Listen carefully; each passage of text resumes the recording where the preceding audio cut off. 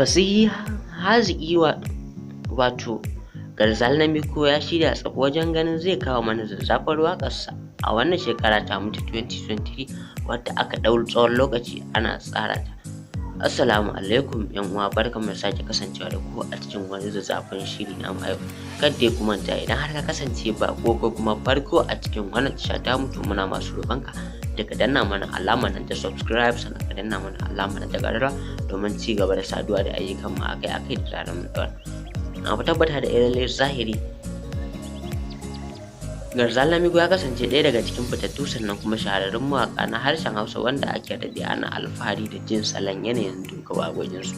Na tabbata da lalle zahiri Garzali Namiko shi ma fa yana da abubuwan burgewa cike da abubuwan mamaki daga cikin salon waƙoƙinsa, domin fa yadda Garzali Namiko ya tara dubbannin miliyoyin masoya a faɗin duniya baki da zaka ga yanayin ya burge ka, sannan kuma abin ya zama abin mamaki ne. Na tabbata da lalle zahiri Garzali Namiko yana da abubuwan mamaki a fannin zuba waƙoƙi. Kada ku manta da yi mana sharing bidiyo namu zuwa group da muke da su na WhatsApp, Facebook, Twitter har ma da Instagram, domin hakan yana da ƙara mana ƙwarin gwiwar ci gaba da kawo muku shirye-shiryen mu akai-akai.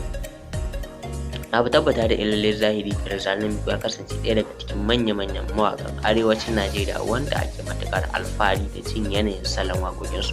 Domin fa idan har kana bibiyar waƙoƙin Garzali Namiko ba za ka ji abin ya burge ka, sannan kuma yanayin yana ƙara burge ka.